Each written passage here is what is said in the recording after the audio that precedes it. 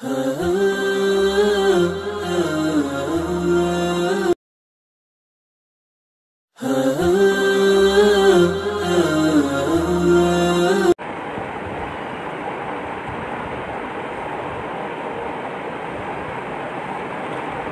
باللہ من الشیطان الرجیم بسم اللہ الرحمن الرحیم اذا جاءك المنافقون قالوا نشهد انك لرسول الله والله يعلم انك لرسوله والله يشهد ان المنافقين لكاذبون اتخذوا ايمانهم جنة فصدوا عن سبيل الله انهم ساء ما كانوا يعملون ذلك بأنهم آمنوا ثم كفروا فتبع على قلوبهم فهم لا يفقهون۔ سورہ منافقون یہاں سے شروع ہو رہی ہے۔ اس صورت میں یہ مدنی صورت ہے، اور مدنی صورت سے سیدھی باتیں ہونا بھی چاہیے، چونکہ منافقوں سے واسطہ جو پڑا تھا اسلام کا وہ مدینہ منورہ آنے کے بعد پڑا تھا۔ مکہ مکرمہ میں جب تک مسلمان رہے تو یا تو کفار رہے یا مسلمان رہے، تیسری کوئی چیز وہاں نہیں تھی۔ مدینہ منورہ آنے کے بعد دوسرے مذہب کے لوگوں سے بھی واسطہ پڑا، یہودیوں سے بھی واسطہ پڑا، کچھ عرصے بعد پھر عیسائیوں سے بھی واسطہ پڑا، اور کفار کی یہ نئی قسم منافقوں کی جو تھی اس سے بھی مسلمانوں کا واسطہ پہلے ہی دن سے پڑا مدینہ منورہ پہنچنے کے بعد۔ تو سورہ منافقون میں منافقوں کی خصلتیں، ان کی عادتیں بتائی گئی ہیں، بالخصوص وہ حرکتیں ان کی جو عام طور پر اس موقع پر کیا کرتے تھے جب قربانی دینے کا وقت آتا تھا۔ یہ بات گزر چکی ہے کہ غزوہ بدر میں منافقین کی اچھی خاصی تعداد، غزوہ احد میں منافقین کی تقریباً 300 منافق یہ بیچ راستے میں سے مسلمانوں کو چھوڑ کے واپس آ گئے تھے۔ تو اس کے علاوہ بھی مختلف موقعوں پر یہ غزوہ خندق میں آپ نے یہ بات جانی کہ غزوہ خندق بھی منافقوں کے بھڑکانے اور چڑھانے کی وجہ سے پیش آیا تھا۔ اس طرح کی بہت ساری حرکتیں تھیں، سازشیں تھیں جو چپ چاپ کرتے رہتے تھے اندر اندر۔ تو اس صورت میں اللہ کے رسول صلی اللہ علیہ وسلم کو یہ بتایا جا رہا ہے کہ یہ اس طرح کی باتیں کرتے ہیں اور یہ ان کا مزاج ہے۔ جب بھی یہ اس طرح کی باتیں کریں تو یہ بات ہمیشہ سامنے رہے کہ یہ ان کا مزاج ہے، اس سے ہٹ نہیں سکتے کبھی۔ منافقوں کے سلسلے میں اس سے پہلے بہت تفصیل سے میں عرض کر چکا، صرف یہاں ایک بار تذکرہ کر دوں تاکہ ذہن میں تازہ ہو جائے بات، کہ ایک تو نفاق یہ تھا جو اس زمانے میں تھا، یعنی عقیدے کے لحاظ سے بھی مسلمان نہیں تھے، لوگ اسلام لاتے ہی نہیں تھے، ان کی زبان کلمہ پڑھتی تھی ورنہ ان کا دل کلمہ نہیں پڑھتا تھا۔ اور یہ بات یاد رکھنی چاہیے کہ اسلام قبول کرنے کے لیے 3 چیزیں ضروری ہیں۔ نمبر 1، زبان سے اعلان،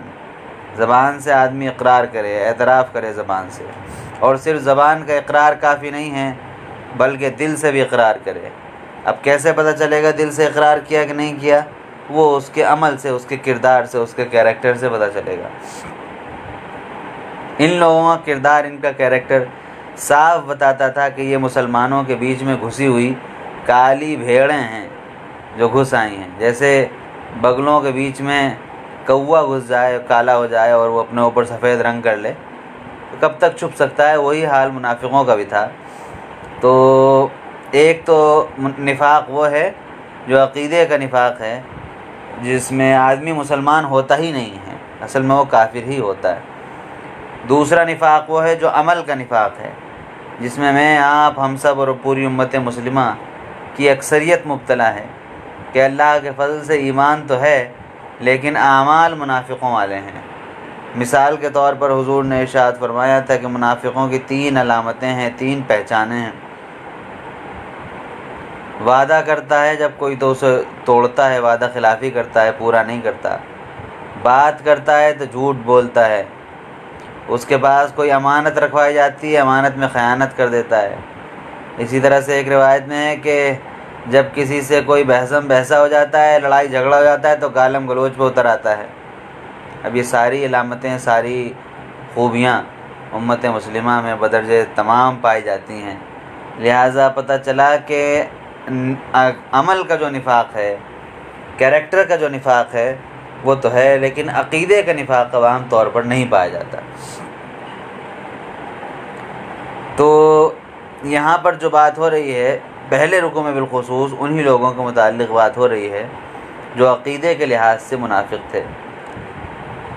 لیکن دوسرا رکوع جو ہے وہ بہت چونکانے والا ہے۔ اس میں مسلمانوں کو نصیحتیں کی جا رہی ہیں، بات منافقوں کی چل رہی تھی۔ دوسرے رکوع سے یا ایھا الذین آمنوا، اے مسلمانوں کو کچھ نصیحتیں کی جا رہی ہیں۔ جب ان دونوں رکوعوں کو جوڑتے ہیں تو پتہ چلتا ہے کہ یہ صفات وہ ہیں جو مسلمانوں کو اختیار کرنی چاہیے، یہ کردار وہ ہے جو مسلمانوں کو اختیار کرنا چاہیے، جو دوسرے رکوع میں بتایا جا رہا ہے۔ اگر مسلمانوں نے یہ عادتیں اختیار نہیں کیں تو وہ بھی منافق ہو جائیں گے، اگر مسلمانوں نے یہ عادتیں اختیار نہیں کیں تو ان کا حال بھی منافقوں جیسا ہوگا، ان کا کردار، ان کا کیریکٹر بھی منافقوں جیسا ہو جائے گا۔ سرسری بہت تیز کے ساتھ دیکھیں ذرا ایک بار دوسرے رکوع کو۔ مسلمانوں سے کہا جا رہا ہے ایمان والو، تمہارا مال دولت، زمین جائیداد، گھر گاڑی، اولاد، بال بچے، خاندان، یہ سب تم کو اللہ کی یاد سے غافل نہ کر دیں۔ کہیں ایسا نہ ہو کہ ان چیزوں میں لگ کے تم رہ جاؤ اور اللہ کو بھول جاؤ، ایسا نہ ہونا چاہیے۔ وَمَن يَفْعَلْ ذَلِكَ فَأُولَٰئِكَ هُمُ الْخَاسِرُونَ، جو لوگ ایسا کریں گے وہ بڑا نقصان اٹھانے والے ہیں۔ دوسری نصیحت یعنی پہلی نصیحت یہ کہ یاد الہی سے کبھی غافل نہ ہو، اللہ کے تصور کو کبھی ذہن سے محو نہ کرو، اور دوسری نصیحت یہ کہ خرچ کرو، انفاق۔ منافق کے اوپر خرچ کرنا بہت بار ہوتا ہے۔ منافق کے لیے جیسے کل بات آئی کہ حضور کے کان میں آ کے الٹی باتیں بناتے تھے، ادھر ادھر کی لمبی ہانکتے تھے۔ جب یہ اصول بنا دیا گیا کہ جس کو کان میں کوئی بات کرنی ہے رسول کے، وہ ذرا کچھ صدقہ خیرات کر کے آیا کرے، تو سب چھٹ گئے۔ اور آج بھی یہ معاملہ ہے، چونکہ نفاق کے اندر حرص ہے، لالچ ہے، دنیا کی طلب ہے۔ جب دنیا کی طلب ہے اور لالچ ہے اور حرص ہے اس کے اندر، تو پھر وہ خرچ کہاں سے کر لے گا؟ اسی لیے یہ بات اس سے پہلے بھی آ چکی ہے کہ مومن سب کچھ ہو سکتا ہے، کنجوس نہیں ہو سکتا، بخیل نہیں ہو سکتا۔ اگر کوئی مومن بخیل ہے تو سمجھ جائیے کہ ایمان میں کچھ گڑبڑ ہے۔ وَأَنفِقُوا مِمَّا رَزَقْنَاكُم مِّن قَبْلِ أَن يَأْتِيَ أَحَدَكُمُ الْمَوْتُ، اور خرچ کرو، اللہ کے راستے میں خرچ کرو، خوب خرچ کیا کرو، اور اس دن سے پہلے جتنا خرچ کر سکو کر لو، جس دن تمہارے سامنے تمہاری موت آ جائے گی اور پھر تم کچھ نہیں کر سکو گے۔ اس دن پھر اپنی موت کو ایک لمحہ بھی، جیب میں کیا، ہاتھ میں تمہارے 100 کا نوٹ ہوگا، 1000 کا نوٹ ہوگا، 2000 کا نوٹ ہوگا، چاہو گے کہ صدقہ کر دیں، لیکن موت آ جائے گی تو وہ بھی صدقہ نہیں کر سکو گے۔ اس لیے اس دن سے پہلے جتنا صدقہ کر سکتے ہو صدقہ کر دو۔ تو یہ دو چیزیں خاص طور پہ بتائی گئیں کہ جب آدمی اللہ تعالیٰ کی یاد سے غافل نہ ہوگا، اللہ تعالیٰ کو ہمیشہ یاد رکھے گا، کچھ بھی کرے دنیا میں، اپنے دفتر میں ہو، گھر بار میں ہو، پارک میں ہو، مارکیٹ میں ہو، کہیں بھی ہو، لیکن یاد الہی سے غافل نہ ہو، دنیا میں اس طرح کھو نہ جائے کہ بھول جائے اللہ تعالیٰ کو، غفلت اس کے اوپر چھا نہ جائے، اور دوسرے یہ کہ اس کے اندر کنجوسی نہ ہو، اس کو مال خرچ کرتے ہوئے، غریبوں کو دیتے ہوئے، صدقہ خیرات زکوٰۃ دیتے ہوئے اس کے دل پر کوئی جبر چوٹ نہ لگے، اس کا دل ملامت نہ کرے، اس کو کچوکے نہ لگائے۔ دو صفت اگر آدمی اختیار کیے رکھے گا تو انشاءاللہ نفاق سے بچا رہے گا۔ اس کے بعد سورہ تغابن شروع ہو رہی ہے۔ اس سورہ میں یہ مدنی صورت ہے، یہ بات یاد رہے، منافقون بھی مدنی تھی، تغابن بھی مدنی ہے۔ اس میں کفار کو یہ بات بتائی گئی ہے کہ اللہ تعالیٰ کی پہلے عظمت یاد کرو، اللہ تعالیٰ نے تمہارے اوپر کیا کیا احسانات کیے ہیں، اللہ تعالیٰ کے احسانات یاد دلائے گئے ہیں۔ اس کے بعد احسانات یاد دلا کر یہ دلایا گیا ہے کہ تم سے پہلے بھی جو کافر تھے، جو نہیں مانتے تھے بات، ان کا کیا حشر ہوا، کم سے کم ان کو ہی یاد کر لو۔ اگر اللہ تعالیٰ کی عظمت اور اس کی قدرت کے تذکرے سے تمہارا دل نہیں پگھلتا اور تم دین کی بات نہیں مانتے، تو کم سے کم تم سے پہلے جو لوگ اس دنیا سے جا چکے ہیں اور جن کے اوپر اللہ تعالیٰ نے عذاب نازل کیا ہے، ان کا حال سوچ کر ہی ایمان لے آؤ۔ اس کے بعد دوسرے رکوع میں ख़ास طور پر اہل ایمان کو نصیحتیں کی گئی ہیں۔ دوسرے رکوع میں ما اصاب من مصیبت الا باذن اللہ، جو وہی مصیبت آتی ہے، جو کوئی پریشانی آتی ہے اللہ تعالیٰ کی مرضی سے آتی ہے۔ لوگ بڑے پریشان ہیں، ارے صاحب الوداع کی نماز بھی پڑھنے کو نہیں ملی مسجد میں، او ہو عید بھی گھر میں ہی پڑھنی پڑے گی، کیا ہوگا کیسے نہیں ہوگا۔ اللہ تعالیٰ جس حال میں رکھتا ہے وہ حال اچھا ہوتا ہے، اس میں آدمی کو بلا وجہ پریشان نہیں ہونا چاہیے۔ یہ تصور اگر ذہن میں بیٹھ جائے کہ اللہ تبارک و تعالیٰ ہم سے محبت کرتا ہے، وہ ہمیں پریشان نہیں کر سکتا، وہ ہمیں تکلیف نہیں پہنچا سکتا۔ اگر کوئی چیز ہمیں تکلیف لگ بھی رہی ہے تو وہ بظاہر ہمیں تکلیف لگ رہی ہے، لیکن حقیقت میں اس میں ہمارے لیے خیر ہے۔ تو یہ تصور اگر آدمی کے ذہن میں بیٹھ جائے تو پھر بات بن جاتی ہے، کوئی پریشانی نہیں ہوتی اس کو۔ تو یہ بات ہے کہ ایک تو یہ اہل ایمان کو نصیحت کی گئی ہے کہ جو کوئی بھی آفت کوئی مصیبت آتی ہے اللہ تعالیٰ کی مرضی سے آتی ہے۔ دوسری نصیحت یہ کہی گئی تم کسی چکر میں نہ پڑا کرو، اطیعوا اللہ و اطیعوا الرسول، اللہ کی بات مانو، رسول کی بات مانو، بس اس کے علاوہ تمہیں کسی اور چیز کے چکر میں پڑنے کی ضرورت نہیں ہے۔ ایک خاص بات یہ بتائی گئی ہے جو بھی پچھلی سورہ منافقون میں منافقوں کے بارے میں کہی جا رہی تھی اور منافقوں کے تذکرے کے بعد اہل ایمان کو نصیحت کی جا رہی تھی کہ اپنے مال دولت بال بچوں میں گم نہ ہو جاؤ، یہاں وہ نصیحت بہت کھول کے بیان کی جا رہی ہے کہ یاد رکھو تمہارے آل اولاد بال بچے گھر بار یہ سب تمہارے لیے دشمن ثابت ہو سکتے ہیں۔ اگر یہ دین کے راستے میں حارج ہو رہے ہیں، اگر اللہ کے راستے میں حارج ہو رہے ہیں تو یہ تمہارے دشمن ہیں۔ اب دشمن والا معاملہ نہیں کرنا ہے، لیکن یہ کہ وہ جو دین کے معاملے میں حارج ہونے کی کیفیت ہے وہ ختم کرو۔ اسی لیے ازواج مطہرات فرماتی ہیں، ام المومنین حضرت عائشہ صدیقہ رضی اللہ عنہ نے فرمایا کہ اللہ کے رسول صلی اللہ علیہ وسلم ہمارے ساتھ بیٹھے رہتے تھے، ہنسی مذاق ہوتا رہتا تھا، سب چلتا رہتا تھا، اچانک مؤذن کی آواز آتی تھی اور حضور ایسے اٹھ کے چلے جاتے تھے جیسے ہمارے سے کوئی واسطہ ہی نہ ہو، ہم جانتے پہچانتے ہی نہ ہو۔ تو یہ معاملہ ہے کہ آدمی گھر بار کے ساتھ رہے گا، ہنسی مذاق۔ یوں حضور کا رویہ کیا تھا کہ اپنے گھر کے بچوں کو خود گھوڑا بن گئے ہیں، بچوں کو اپنے اوپر بٹھا کے گھما رہے ہیں، ٹہلا رہے ہیں، یہ کر رہے ہیں وہ کر رہے ہیں، سب چیزیں چل رہی ہیں، ہنسی مذاق بھی سب کچھ چل رہا ہے، لیکن وہ چیزیں دین کے راستے میں حائل نہ ہونے پائیں، اس کوئی بات یہاں سے بتائی گئی ہے۔ اور کہا گیا فاتقوا اللہ ما استطعتم، جہاں تک ہو سکے اللہ کا راستہ تقوی اختیار کرو، اللہ تعالیٰ کا خوف اور ڈر اور اس کی رضامندی حاصل کرنے کی کوشش جتنی کر سکتے ہو، ما استطعتم، جتنی کر سکتے ہو کرو۔ واسمعوا، جو اللہ اور اس کے رسول بتاتے ہیں اس کو سنو، اور صرف سن کے ٹال نہ دو بلکہ اطیعوا، اس کی اطاعت بھی کرو۔ اور پھر وہی بات آ گئی وانفقوا، اور خرچ کرو، خیرا لانفسکم، یہ تمہارے لیے بہتر ہوگا، یہ تمام چیزیں تمہارے لیے بہتر ہوں گی، ان سب چیزوں کو مستقل کرتے رہو۔ تو یہ اس طرح سے سورہ تغابن میں نے عرض کیا کہ دوسرے رکوع میں خاص طور پر اہل ایمان کو نصیحتیں ہیں، جن میں سے 2-3 میں نے آپ کے سامنے پڑھ دی ہیں۔ اس کے بعد سورہ طلاق آ رہی ہے۔ طلاق کے مسائل جو بہت بنیادی جو ایک آدھ احکام ہیں اس کے، بلکہ 3-4 احکام، وہ ہم شروع میں بالکل ذکر کر چکے ہیں، آپ ذکر کرنے کی ضرورت نہیں ہے۔ پہلے رکوع میں نے اس وقت کچھ کتابوں کی طرف بھی رہنمائی کی تھی۔ پہلے رکوع میں، اس میں بھی 2 رکوع ہیں، مدنی صورت ہے۔ پہلے رکوع میں طلاق کے مسائل بیان کیے گئے ہیں کچھ، اور دوسرے رکوع میں انسان کو تاریخ سے سبق لینے کی نصیحت کی گئی ہے کہ دنیا کے اوراق پلٹ کے ذرا دیکھتے رہو، دنیا میں کیا کچھ تھا اور کیا کچھ ہو گیا، کیسے کیسے لوگ تھے اور کہاں چلے گئے، یہ سب دیکھتے رہو۔ اور پھر کہا گیا کہ اعد اللہ لهم عذابا شدیدا فاتقوا اللہ یا اولی الالباب، جہاں سے رکوع شروع ہے وکأی من قریۃ، بڑی بڑی بستیاں، بہت بڑے بڑے لوگ، بڑی بڑی قومیں آباد تھیں دنیا میں، سب ختم ہو گئیں، اللہ تعالیٰ کا عذاب آیا۔ فاتقوا اللہ یا اولی الالباب، عقل والو اللہ سے ڈرتے رہو، اے وہ لوگوں جن کے دماغ میں بھیجا ہے کچھ، کھوپڑی میں کچھ ہے، اگر کچھ ہے ابھی باقی تو پھر اللہ تعالیٰ سے ڈرتے رہو، اس کا خوف اختیار کرتے رہو۔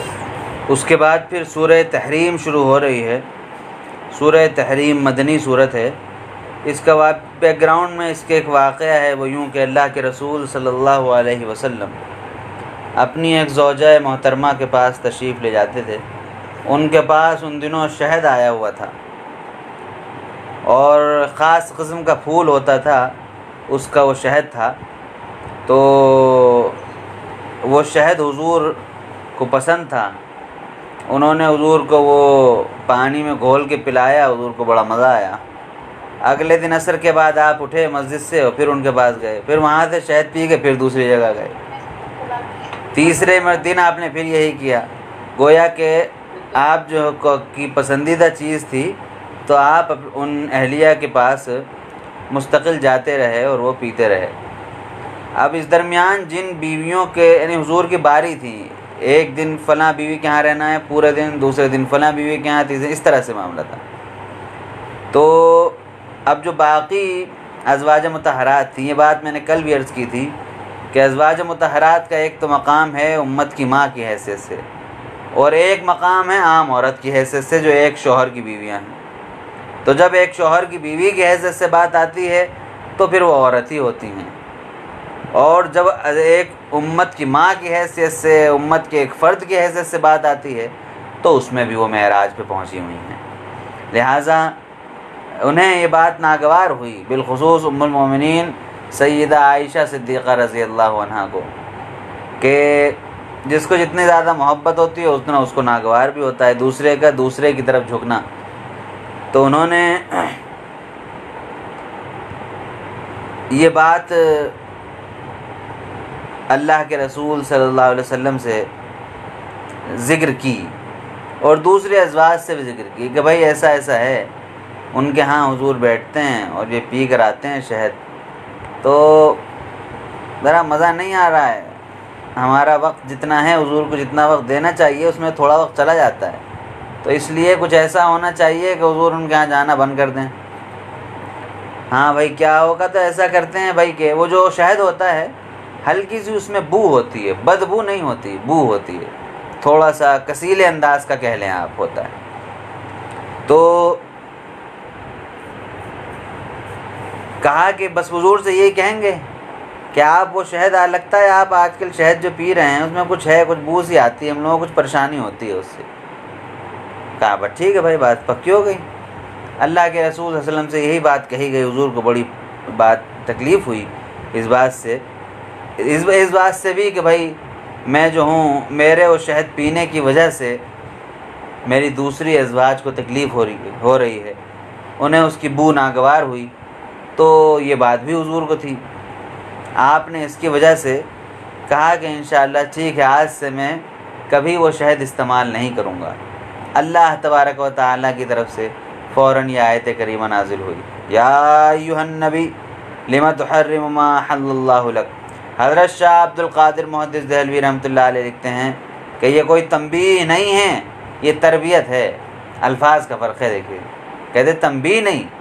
تنبیہ تو غلطی پہ کی جاتی ہے کسی، یہ تربیت ہے کہ آپ نے ایک کام کیا اور اس میں بھی آپ خیر ہی چاہتے تھے، خیر ہی کی وجہ سے کیا، اپنی ازواج کا دل رکھنے کے لیے ہی کیا تھا آپ نے،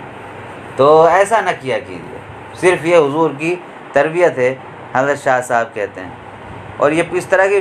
کچھ آیتیں گزر بھی چکی ہیں، 4-5 مقامات ہیں اس طرح کے جن میں اللہ کے رسول صلی اللہ علیہ وسلم کو اس طرح سے خبردار کیا گیا ہے اور آپ کی شاہ صاحب کے الفاظ میں تربیت کی گئی۔ تو کہا کہ جو چیزیں اللہ نے حلال کی ہیں انہیں آپ حرام نہ کیجیے، جو حلال ہے وہ حلال ہے، جو حرام ہے وہ حرام ہے۔ اس کے بعد پھر اسی میں ایک دوسرا واقعہ بھی جڑ گیا ہے، وَإِذْ أَسَرَّ شاہ صاحب کا کہ بعض لوگوں نے وَإِذْ أَسَرَّ النَّبِي والا جو واقعہ ہے اس کو اسی سے جوڑا ہے، وہی شہد والے واقعے سے، لیکن ہم چونکہ شاہ عبد القادر صاحب پہ ٹکے ہوئے ہیں اپنے اس درس میں، تو شاہ صاحب کا فرمانا ہے کہ وہ بالکل الگ چیز ہے۔ بلکہ ایک عجیب بات لکھی شاہ صاحب نے، لکھا ہے کہ حضور نے جو گفتگو کی تھی خاموشی کے ساتھ اپنی کسی بیوی سے، اور ان بیوی نے دوسرے سے تذکرہ کر دیا اور یہ بات نامناسب تھی، تذکرہ نہیں کرنا چاہیے تھا، تو شاہ صاحب نے لکھا ہے کہ غالباً یہ ام المومنین حضرت عائشہ صدیقہ رضی اللہ تعالیٰ عنہ کی بات تھی، اور حضور نے ان کو یہ پیش گوئی فرما دی تھی ان کے سامنے کہ تمہارے والد میرے بعد خلیفۃ المسلمین بنیں گے۔ یہ حضرت شاہ عبد القادر صاحب کا کہنا ہے۔ بہرحال خلاصہ یہ ہے کہ ہوا یہ کہ حضور نے ایک زوجہ محترمہ سے، اپنی ایک بیوی سے کوئی بات کہی انہیں، اور وہ انہی تک محدود رکھنی تھی، لیکن انہوں نے دوسری بیویوں تک کی بات پہنچا دی، تو فرمایا کہ یہ چیزیں جو ہیں مناسب نہیں ہیں، اور فوراً یہ بات کہی گئی کہ تم لوگوں کے لیے جو چھوٹی چیزیں ہیں، جو بہت معمولی چیزیں ہیں، جو کسی کے لیے جرم نہیں ہیں لیکن تمہارے لیے وہ جرم ہیں، لہٰذا اللہ تعالیٰ سے فوراً توبہ کر لیا کرو۔ دوسرے رکوع میں بہت صاف صاف ہے کہ یا ایھا الذین آمنوا توبوا الی اللہ توبۃ نصوحا، یہ تمام انسانوں کے لیے اللہ تعالیٰ سے کی طرف توبہ کرو، اللہ تعالیٰ سے توبہ کرو، توبۃ نصوحا، پاک صاف دل کی توبہ، ایسی توبہ جو لوٹائی نہ جائے، جو نامنظور نہ ہو۔ علماء نے بیان کیا کہ توبہ نصوح جو ہوتی ہے، اس کے لیے ضروری ہے کہ آدمی جو گناہ کر رہا ہے سب سے پہلے اس کو چھوڑ دے۔ وہ جھوٹ سے توبہ کر رہا ہے کہ جھوٹ میں نے بہت بولا، آج سے میں توبہ کرتا ہوں، تو آج سے جھوٹ بولنا چھوڑ بھی دے۔ دوسری اس کے لیے شرط یہ ہے کہ جو توبہ وہ کرے وہ خالصۃ لوجہ اللہ کرے، اللہ تعالیٰ کی استحضار کے ساتھ کرے، اللہ تعالیٰ کو حاضر ناظر سمجھ کے کرے، اور اس یقین کے ساتھ کرے کہ میں واقعی اللہ تعالیٰ کو خوش کرنے کے لیے، اپنے آپ کو گناہوں سے بچانے کے لیے میں توبہ کر رہا ہوں، اخلاص کے ساتھ۔ اور تیسری شرط یہ ہے کہ آئندہ وہ گناہ کرنے کا کبھی عہد نہ کرے، کہ وہ کبھی نہ کرنے کا عہد کرے، آئندہ وہ گناہ نہ دہرانے کا عہد کرے کہ آئندہ کبھی یہ گناہ نہیں کروں گا۔ ایک آدمی نے اس طرح کی توبہ کر لی اور مانیے پھر اس سے گناہ ہو گیا، تو کوئی بات نہیں، اسے دوبارہ توبہ کر لینی چاہیے۔ صحابہ کرام، ہم لوگ عام طور پہ سوچتے ہیں بھائی دن میں اتنے گناہ کرتے ہیں، کتنی توبہ کریں۔ صحابہ کرام نے، ہماری حیثیت کیا ہے، صحابہ کرام نے اللہ کے رسول صلی اللہ علیہ وسلم سے پوچھا تھا، یا رسول اللہ کتنی توبہ کیا کریں، ذرا شرم بھی آتی ہے، کتنی توبہ کریں؟ حضور نے فرمایا دن میں 100 مرتبہ گناہ کرو تو 100 مرتبہ توبہ کیا کرو۔ اپنے بارے میں ارشاد فرمایا کہ میں اللہ تعالیٰ سے 70 مرتبہ، ایک روایت میں 100 مرتبہ اللہ تعالیٰ سے گناہوں کی معافی مانگتا ہوں، استغفار کرتا ہوں، حالانکہ حضور کے گناہ نہیں ہوتے تھے، آپ معصوم عن الخطا تھے، گناہوں سے پاک تھے، اگلے پچھلے سب گناہ معاف تھے۔ امت کی تربیت کے لیے اور اللہ تعالیٰ کے نزدیک شکر کے لیے آپ استغفار کا عمل جاری رکھتے تھے، مغفرت اللہ تعالیٰ سے طلب کرتے رہتے تھے۔ تو حضور نے یہ بات جب فرمائی ہے، صحابہ کرام سے فرمائی ہے، تو ہم اور آپ کو پھر شرمانے کی کیا ضرورت ہے؟ ہمیں اور آپ کو تو مستقل پھر توبہ کرتے ہی رہنا چاہیے۔ اس کے بعد پھر دوسری نصیحت، بلکہ ان کو چھوڑ دیں، یہاں پر ایک خاص بات یہ ہے اس دوسرے رکوع میں کہ 4 عورتوں کی مثال پیش کی گئی ہے۔ آپ میں جو خواتین ہیں اس وقت سامعین میں سے، وہ اس رکوع کو نوٹ کر لیں اور اس کو ضرور پڑھیں۔ سورہ ملک کے آخر میں، یعنی دوسرے رکوع جو ہے، آیت نمبر 10 سے لے کر آخر تک، یعنی آیت نمبر 12 تک، آیت نمبر 10، 11، 12، یہ 3 آیتیں جو خواتین ہیں ان کو ضرور دیکھنی چاہیے۔ 4 عورتوں کی مثال پیش کی گئی ہے۔ ایک تو حضرت نوح کی بیوی جو طوفان میں ڈوب گئی، ایک حضرت لوط کی بیوی جو عذاب کا شکار ہوئی، حالانکہ دونوں کیسی مقدس نبیوں کی بیویاں تھیں، اس کے باوجود یہ رشتہ داری کام نہیں آئی، بلکہ ان کے نصیب میں بربادی مقدر تھی، ان کی مثال دی گئی۔ 2 عورتوں کی مثال دی گئی، ایک فرعون کی بیوی، اتنا خراب آدمی اس سرزمین پر تھا جو یہ کہتا تھا کہ بھائی میں خدا ہوں، مجھے خدا مانو، اس کی بیوی اللہ تبارک و تعالیٰ کے نزدیک محترم اور معزز اور پیاری بن گئی۔ اور اسی طرح سے حضرت مریم علیہ السلام کی شان تو خیر الگ ہی ہے۔ تو ان تمام خواتین کی مثال دے کر تمام دنیا کی عورتوں کو کہا گیا ہے کہ ان چاروں کا اسوہ اپنے نمونہ سامنے رکھو اور پھر خود فیصلہ کر لو کہ کس کی پیروی کرنی ہے کس کی پیروی نہیں کرنی ہے۔ اس کے بعد پھر سورہ ملک شروع ہو رہی ہے، یعنی 29واں پارہ شروع ہو رہا ہے۔ یہ ذرا ارادہ میرا یہ ہے آج کہ اگر آج پورا ہم نہیں کر سکے، طبیعت ذرا تھوڑی ڈھیلی ہے، تو 29ویں پارے ہی پر رک جائیں گے اور آخری پارہ اگر موقع نہ ہوا تو کل پڑھیں گے، کل دوپہر یا کل رات میں۔ اب تو تقریباً یقین ہی رکھیے کہ کل آپ کو پرسوں بھی روزہ رکھنا ہی ہے، 30 روزے کرنے ہی، تو کل کی رات بھی انشاءاللہ پھر ملے گی۔ اگر نہیں ہوتا ایسا تو کل دوپہر میں بھی ہم لوگ بیٹھ سکتے ہیں آدھے پون گھنٹے کے لیے۔ تو سورہ ملک یہاں سے شروع ہو رہی ہے، سورہ یعنی 29واں پارہ شروع ہو رہا ہے، اور یہ مکی صورت آ گئی۔ پھر اللہ تبارک و تعالیٰ نے پہلے رکوع میں، بلکہ پوری ہی صورت یہ پوری صورت اللہ تبارک و تعالیٰ کی قدرت کے تذکرے پر مشتمل ہے کہ اللہ تعالیٰ نے کیا بنایا، کس طرح بنایا۔ بہت ہی عجیب و غریب صورت ہے یہ اپنے مفہوم کے لحاظ سے، معانی کے لحاظ سے، اور بہت ہی دلچسپ انداز بیان بھی ہے، جو علماء ہیں وہ سمجھ سکتے ہیں۔ تو اس کے ساتھ ساتھ کفار کے ساتھ بھی بتایا گیا ہے کہ تم لوگ بات نہیں مانتے ہو تو اللہ تعالیٰ کے ہاں جہنم تمہارے لیے تیار ہے، اور تمہاری جو دلیلیں ہیں وہ بالکل لچر ہیں، ان کی کوئی حیثیت نہیں، ان کے دلائل کا رد بھی کیا گیا ہے، اور ان کو جہنم کی کچھ ہلکے جہنم کی کچھ تصویریں دکھائی گئی ہیں کہ اگر بات نہیں مانو گے تو یہ دیکھ لو، اور یہ اللہ تعالیٰ نے تمہارے لیے عذاب تیار کر رکھا ہے۔ میں نے عرض کیا کہ پوری کی پوری صورت قدرت الہی پر ہی مشتمل ہے۔ یہ جو باتیں میں نے عرض کی ہیں کفار وغیرہ کی، یہ ضمناً آ جاتی ہیں کہیں کہیں، حقیقت میں اگر آپ دیکھیں گے تو اس پوری صورت میں اللہ تبارک و تعالیٰ کی قدرت چلتی رہے گی۔ بلکہ جہاں جنت اور دوزخ کا بھی تذکرہ ہے وہاں پر بھی انداز بیان اس طرح ہے، ایسا ہے کہ اس سے اللہ تعالیٰ کی قدرت ہی سامنے آتی ہے۔ اس کے بعد پھر سورہ قلم آ جاتی ہے، نون والقلم وما یسطرون۔ آپ جانتے ہیں کہ کل سورہ رحمان جہاں سے ہم نے پڑھی تو الرحمن علم القرآن،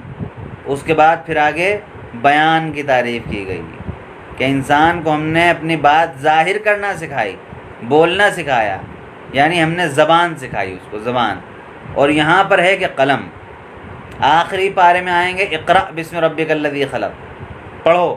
پڑھنے کا مطلب صرف اسٹڈی نہیں بلکہ علم حاصل کرنے کی بات ہے۔ پتہ چلا کہ علم جو حاصل کیا جائے گا اس کے لیے قلم کی بھی ضرورت ہے، آدمی کو زبان کی بھی ضرورت ہے، دونوں چیزوں کی ضرورت ہے۔ اور علم کی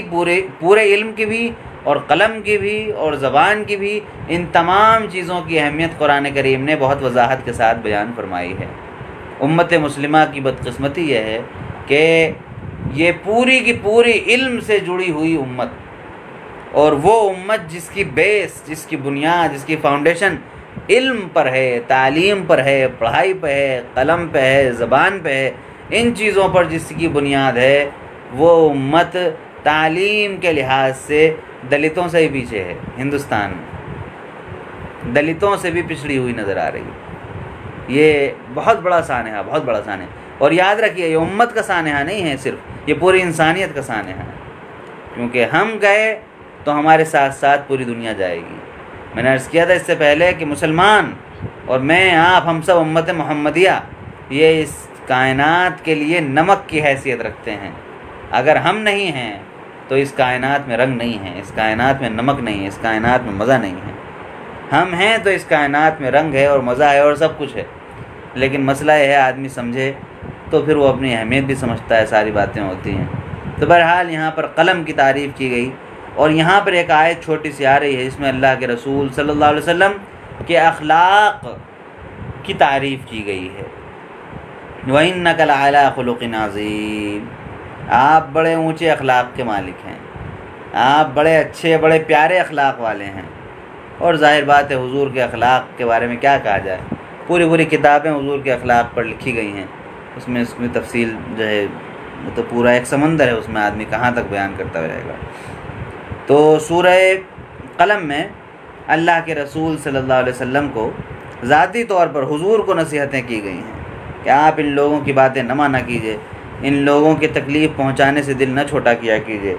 کفار کی بدخلقی کا تذکرہ ہے کہ اس طرح کی حرکتیں کرتے ہیں، کیا کیا کرتے ہیں۔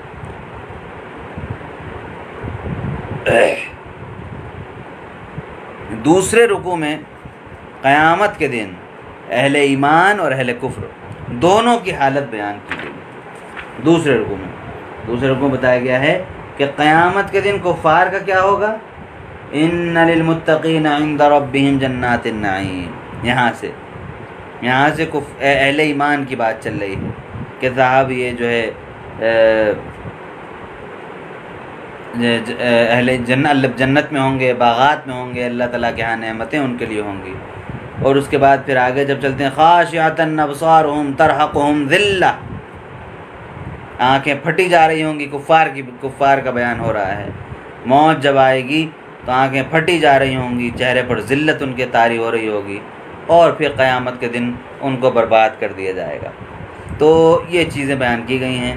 آخر میں پھر حضرت یونس علیہ السلام کا تذکرہ کیا گیا ہے، صاحب الحوت کہہ کے، مچھلی والے نبی۔ وہ مچھلی والے کو ذرا یاد کرو کہ اس نے جب وہ مچھلی کے پیٹ میں تھا تو کیا کیا ہوا تھا، کیا نہیں۔ تو نون کے چونکہ کے معنی مچھلی کے بھی ہوتے ہیں، اس لیے اس کا وہ ٹچ جو ہے پہلی آیت سے ہے۔ پھر اس کے بعد سورہ حاقہ ہے۔ سورہ حاقہ میں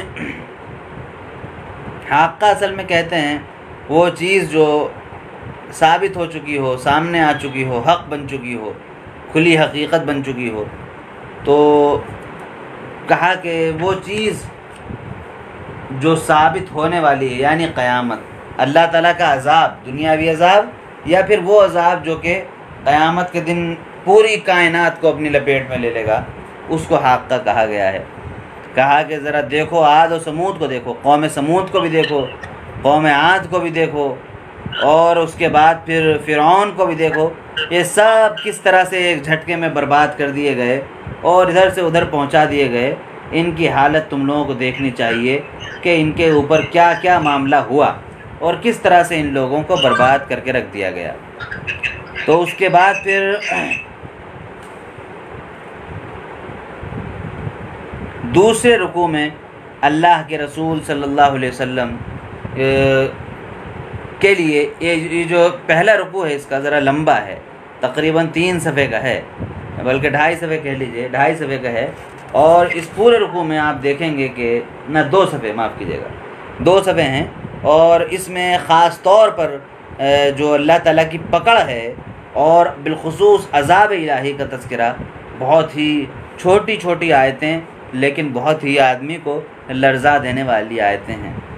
اس کے بعد پھر دوسرے رکوع میں اللہ کے رسول صلی اللہ علیہ وسلم کی تائید کی جا رہی ہے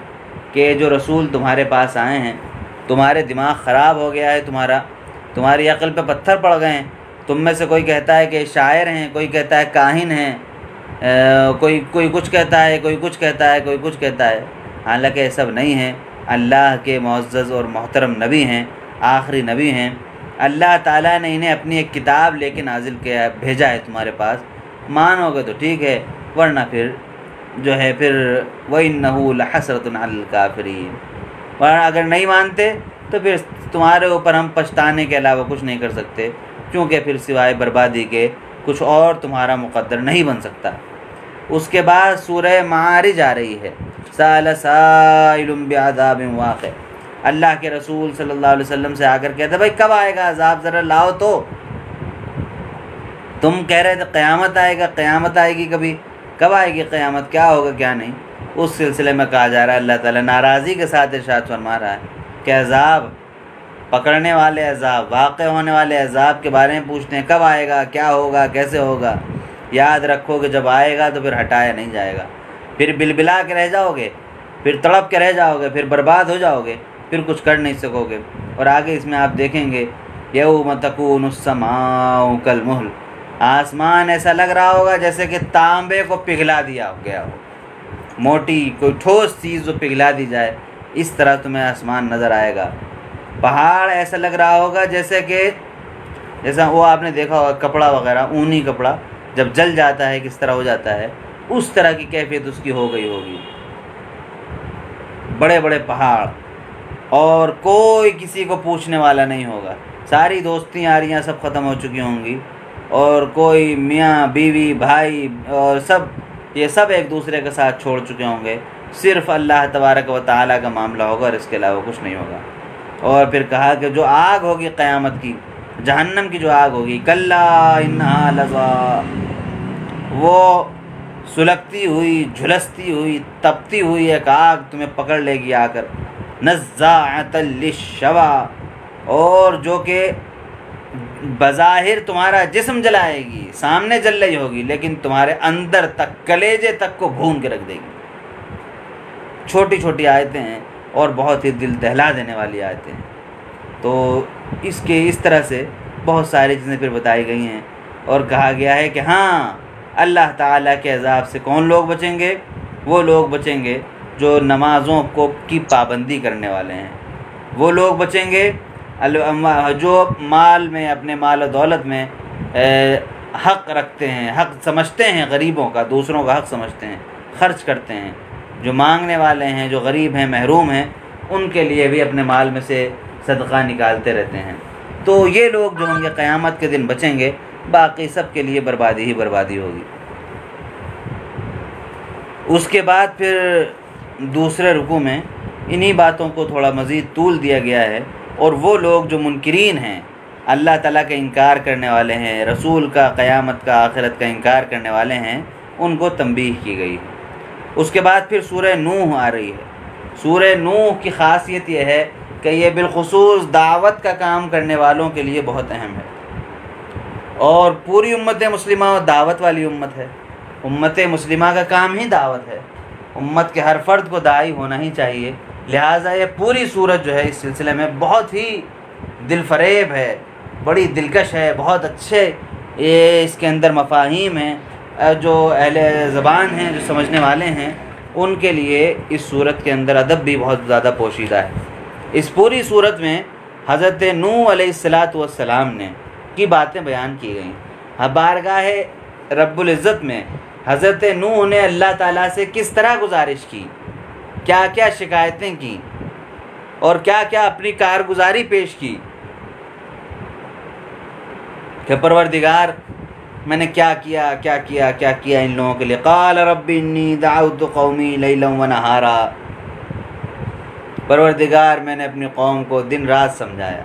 نہ دن دیکھا نہ رات دیکھا، دن رات ایک کر دیا، میں نے سمجھاتا رہا، لیکن یہ نالائق مجھ سے بھاگتے ہی رہے، کبھی قریب نہیں آئے مجھ سے، یہ ہمیشہ بھاگتے مجھ سے۔ وَإِنِّي کو، اور جب بھی میں ان کو بات سمجھاتا تھا، کبھی کوئی اپنے کان میں انگلی ڈال لیتا تھا، کوئی اپنا منہ چھپا کے بھاگ لیتا تھا، ضد پہ اڑ جاتے تھے، تکبر کرتے تھے، بدتمیزی کرتے تھے، غلط باتیں کرتے تھے، صرف اپنے گھمنڈ کی وجہ سے۔ میں نے ان کو چھپ کر بھی دعوت دی، میں نے ان کو کھلے عام بھی دعوت دی، ہر طرح سے میں نے ان کو دعوت دی۔ میں نے ان سے یہ بھی کہا کہ چلو میری بات نہ مانو، صرف اتنا کر لو کہ اپنے گناہوں کی معافی مانگ لو اللہ تعالیٰ سے، تاکہ مغفرت کے بدلے میں تمہارا دل کھل جائے اور تم پھر اس کے بعد میری بات مان لو۔ انہو کان غفارا، اللہ تعالیٰ بہت معاف فرمانے والا ہے، وہ تمہیں یہ دے گا، یہ دے گا، یہ دے گا، کہ وہ سب چیزیں گنائی گئی ہیں، لیکن بھیا ان کو نہ ماننا تھا اور یہ نہ مانے۔ پھر آگے فرمایا گیا جہاں دوسرا رکوع ہو رہا ہے کہ یہ لوگ میری نافرمانی ہی کرتے گئے اور اپنی دنیا میں مگن رہے، آل اولاد میں، مال دولت میں مگن رہے، اور ایک سے ایک چال چلتے رہے، اور پھر یہ سب چیزیں اپنے خداؤں کا بھی حوالہ دیتے رہے، سب چیزیں ہوتی رہیں۔ اور پھر اللہ تبارک و تعالیٰ سے حضرت نوح نے کہا، اے پروردگار، کئی چیزیں میں نے چھوڑ دی ہیں، رب لا تذر علی الارض من الکافرین دیارا، اے پروردگار اس زمین پر کفار میں سے کسی کا ایک گھر بھی نہ چھوڑو، کوئی ایک گھر بھی ایسا نہ چھوڑو اس زمین پر جس میں تیرے ساتھ کفر کیا جائے، چونکہ کفر ہے ہی ایسی گندی چیز۔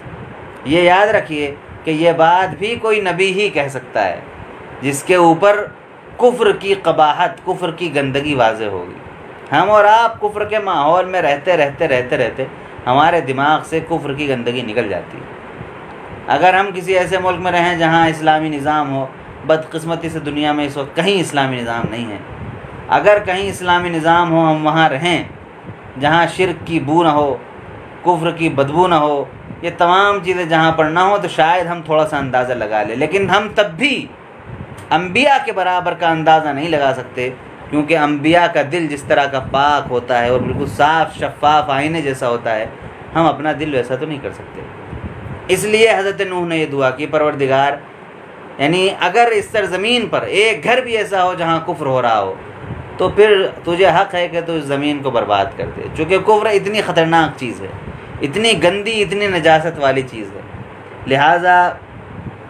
لا تذر علی الارض من الکافرین دیارا،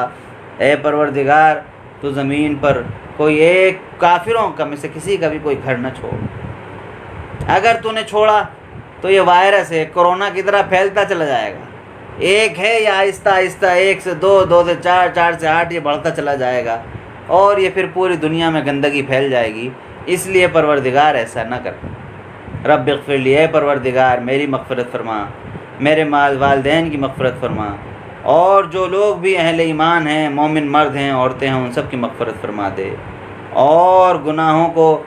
چھوٹ نہ دے، اب بہت ہو گیا، اب ان کو سب برباد کر دے۔ چنانچہ پھر اس کے بعد حضرت نوح علیہ السلام کی قوم پر پیچھے گزر چکا کہ 950 سال دعوت دینے کے بعد یہ دعائیں اس وقت کی گئی ہیں، یہ شکوہ، یہ دکھڑا جو سنایا ہے حضرت نوح نے 950 سال کی بات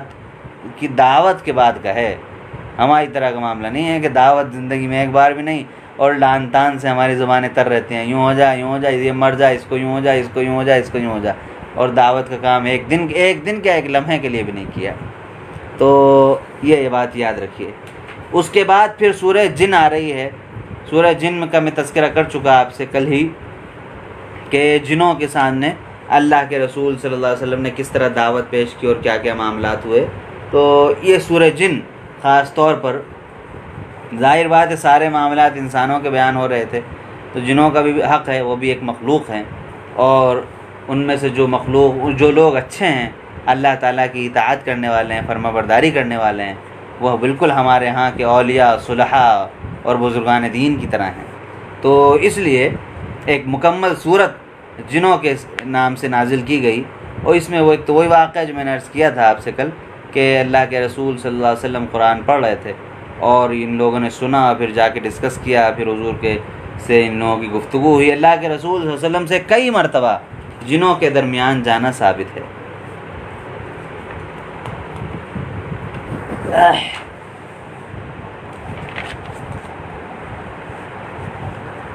اس کا پہلے رکوع میں وہی والا واقعہ بیان کیا گیا ہے، اور دوسرے رکوع میں اللہ کے رسول صلی اللہ علیہ وسلم کے ذریعے اللہ تعالیٰ کی سنتیں بیان کی گئی ہیں، کیونکہ جنوں کا معاملہ تھا تو ان کو بتایا گیا کہ دیکھو ایسا ہے، ایسا ہے، ایسا ہے، ایسا ہے، ایسا ہے، یعنی جنوں کو صرف جنوں کی بات نہیں ہے، تو پوری انسانیت کی بات، لیکن چونکہ جنوں کی صورت ہے اس لیے خاص طور پر ہم اس کا یوں کہہ سکتے ہیں کہ مخاطب اول رسول کریم ہے، مخاطب ثانی جن ہے، پھر مخاطب ثالث باقی پوری دنیا ہے، اور ہم انسان ہیں۔ تو وہ ان دنیا کی، اللہ تعالیٰ کی دنیا کو چلانے کا جو طریقہ ہے، کس طرح عذاب نازل کرتا ہے، کس طرح لوگوں پر شفقت فرماتا ہے، کن لوگوں کو دیتا ہے، کن کو کھلاتا ہے، کن کو برباد کرتا ہے، جنت میں کیا، دوزخ میں کیا، یہ تمام چیزیں پھر اللہ تبارک و تعالیٰ نے بیان کی ہیں، اور آسمانی اور اپنے اصول اور سنتوں کے طور پر۔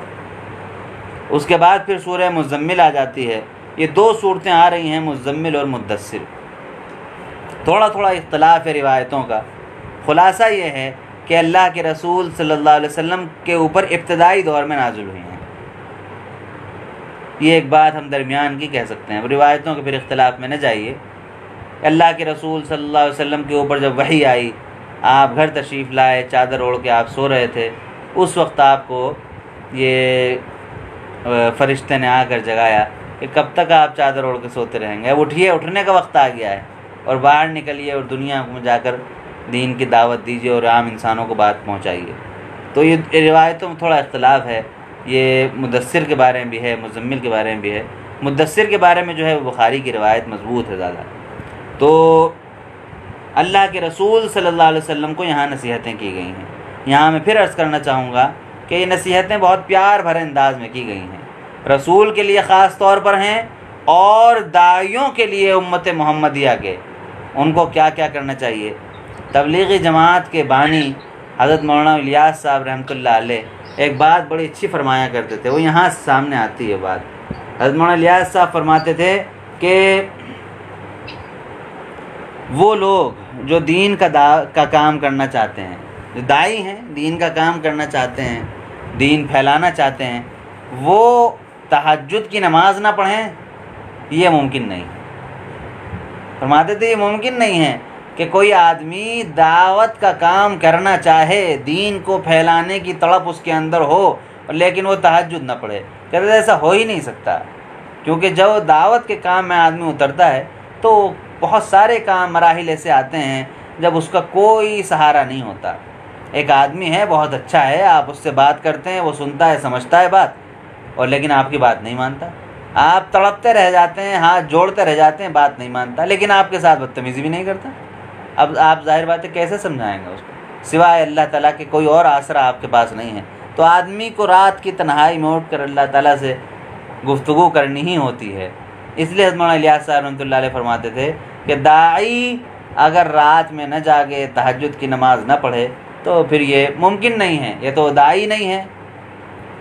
حقیقی طور پر، اور اگر ہے تو پھر وہ پڑھے گا۔ یہاں سے بھی وہ بات ہمارے سامنے مولانا کی بات گویا کہ ان آیات کی تشریح ہی ہے۔ اللہ کے رسول صلی اللہ علیہ وسلم کو کہا گیا کہ آپ جاگا کیجئے، اور ایسا ایسا ایسا، یہ سب حضور کو نصیحتیں کی گئی ہیں۔ پھر اللہ کے رسول صلی اللہ علیہ وسلم کے ذریعے دوسرے رکوع میں وہی باتیں ہیں، تقریباً باتیں کچھ موضوع الگ الگ نہیں ہوئے ہیں، لیکن تقریباً وہی باتیں ہیں، بس یہ ہے کہ دوسرے رکوع میں خاص طور پر مسلمانوں کا، امت مسلمہ کو آپ کہہ سکتے ہیں کہ ان کو مخاطب کیا گیا ہے اللہ کے وایا نبی کریم صلی اللہ علیہ وسلم، رسول کریم کے ذریعے۔ وہ پہلے رکوع میں ڈائریکٹ اللہ کے رسول صلی اللہ علیہ وسلم سے کچھ باتیں کی گئی ہیں۔ اس کے بعد پھر سورہ مدثر میں اللہ کے رسول صلی اللہ علیہ وسلم کو نصیحتیں کی گئی ہیں، کفار کی ہٹ دھرمی بیان کی گئی ہے، عذاب الہی کا تذکرہ کیا گیا، یہ قیامت کے دن پھر کیا ہوگا ان کا۔ سورہ مدثر میں بہت چھوٹی صورتیں ہیں، آیتیں ہیں، بہت چھوٹی آیتیں، تو بلکہ ثم نظر جو آیت ہے اس کی چھوٹی سی آیت نمبر 21، یہ قرآن کریم کی سب سے مختصر آیت، جو مکمل آیت ہے وہ کہی جاتی ہے۔ تو اس طرح کی بہت ساری اس میں تعلیمات ہیں جن کا واسطہ اللہ کے رسول صلی اللہ علیہ وسلم سے بھی ہے، اور جن کا تعلق امت مسلمہ کے داعیوں سے، علماء سے، دانشوروں سے، جو دین کا کام کرنا چاہتے ہیں، دین کی دعوت پھیلانا چاہتے ہیں، ان سے بھی ہے، اور کفار کو اور مسلمانوں میں سے بھی جو نہ مانے ان کو جہنم کے عذاب سے ڈرایا بھی گیا ہے۔ اور دوسرے رکوع میں یہ بتایا گیا ہے کہ جب قیامت کے دن جہنم کے لوگ جہنم میں چلے جائیں گے، اہل جنت جنت میں جا رہے ہوں گے، اس وقت آپس کی گفتگو بھی ہوگی دونوں کی۔ وہ کہیں گے ارے بھائی کیوں چلے گئے، وہ کہیں گے بھائی یہ چیزیں تھیں، یہ سب چیزیں پڑھنے کی ہیں، آپ ان کو بڑے غور سے دیکھیں۔ پھر جہنم کا مزید تذکرہ ہے اس میں۔ اس کے بعد پھر سورہ قیامہ ہے، قیامت ظاہر بات حق ہے، ہمارا آپ کا ایمان ہے، ہمارا آپ کا، اس میں کوئی شک تو ہے نہیں۔ تو قیامہ میں پہلے رکوع میں قیامت کا اس بات ہے کہ قیامت آنے والی ہے، اور وہ کھلی ہوئی حقیقت ہے دنیا کی، اس سے کوئی انکار نہیں کر سکتا۔ اور دوسرے رکوع میں انسانی عقل کو اپیل کیا گیا ہے کہ ذرا تم سوچو، کبھی غور کرو کہ کیا ہے کیا نہیں، کیا ایسا نہیں تھا، کیا تم اس حال میں نہیں تھے، پھر ہم نے تمہیں یہاں سے یہاں پیدا کیا، ایسا ایسا، الیس ذالک بقادر علی یحیی الموتیٰ، یہاں کے صورت ختم ہوتی، کیا جس ذات نے تمہارے ساتھ یہ سب کچھ کیا ہے وہ تمہیں مرنے کے بعد دوبارہ نہیں اٹھا سکتا۔ یہاں بات آ کے ایک سوال کر کے کوشچن مارک لگا کے صورت ختم ہو جاتی ہے، تاکہ عقل انسانی غور کرتی رہے، سوچتی رہے۔ اس کے بعد جناب علی پھر سورہ دہر ہے۔ سورہ دہر میں سب سے پہلے انسان کی بے حیثیتی بتائی گئی ہے کہ انسان کچھ نہیں تھا کیا نہیں، اور اس کے بعد پھر جنت والوں کا تذکرہ ہے، جنت والوں کی خوبیاں بتائی گئی ہیں، کیا کیا کرتے ہیں، وَيُطْعِمُونَ الطَّعَامَ عَلَىٰ حُبِّهِ، یہ سب چیزیں بتائی گئی ہیں۔ یہ سب چیزیں پیچھے گزر بھی چکی ہیں، اس لیے میں ان کی تفصیل بھی نہیں بیان کر رہا، بس ہلکا اشارہ بھی سمجھیے نہیں کر رہا ہوں۔ اس کے بعد پھر دوسرا رکوع جہاں شروع ہو رہا ہے وہاں پہ قرآن کا تذکرہ ہے اور اللہ کے رسول صلی اللہ علیہ وسلم کو کچھ نصیحتیں کی گئی ہیں کہ آپ ایسا کیجئے، ایسا کیجئے، ایسا کیجئے۔ سورہ دہر میں خاص طور پر جنت کا تذکرہ بہت البیلے انداز میں ہے، جنت کا تذکرہ بہت نرالے انداز میں ہے۔ پھر اس کے بعد سورہ مرسلات آ جاتی ہے۔ سورہ مرسلات میں پہلے رکوع میں اللہ تبارک و تعالیٰ کی عظمت کا بیان ہے کہ اللہ تعالیٰ نے دنیا میں کیا کیا کیا، کس کس طرح پیدا کیا دنیا کو، اور دنیا کا نظام کس طرح چل رہا ہے، انسان کن کن مرحلوں سے ہوتا ہوا آیا، جیا اور پھر مرا اور اب مرے گا اور پھر ایسا ہوگا۔ جو نہیں مانتے ہیں ان کے لیے جہنم ہے، جہنم کا نقشہ اس میں بہت ہی عجیب انداز سے کھینچا گیا ہے۔ انہا ترمی بشرر کالقصر، چنگاریاں ہوں گی اتنی بڑی بڑی جیسے پورے پورے محل ہوں، اتنے بڑی بڑی آگ کی لپٹیں ہوں گی، اور ایسا لگ رہا ہوگا تم کو جیسے عرب والوں کو خاص طور جیسے تم اونٹ کو دیکھتے ہو حیرانی کے ساتھ، جو پیلے اونٹ ہوتے ہیں اتنی بڑی بڑی چنگاریاں، اتنے بڑے بڑے اس کے اندر شعلے بھڑک رہے ہوں گے۔ یہ سب باتیں بیان کر کے تمام انسانوں کو بلکہ ڈرایا گیا ہے۔ اور اس کے بعد پھر یہ صورت آ کر ختم ہو جاتی ہے۔ اس میں ایک آیت خاص طور پر ہے، جس طرح کل سورہ رحمان میں فَبِأَيِّ آلَاءِ رَبِّكُمَا تُكَذِّبَانِ بار بار آئی تھی، یہاں پر ایک آیت آ رہی ہے وَيْلٌ يَوْمَئِذٍ لِّلْمُكَذِّبِينَ، آج بربادی ہے جھٹلانے والوں کے لیے، بربادی ہے جھٹلانے والوں کے لیے۔ اب یہ آپ اس پوری صورت کو پڑھتے جائیے اور اس میں جو کچھ بتایا گیا ہے کیا کیا پریشانیاں ہوں گی جزاکم اللہ خیر۔ السلام علیکم ورحمۃ اللہ وبرکاتہ۔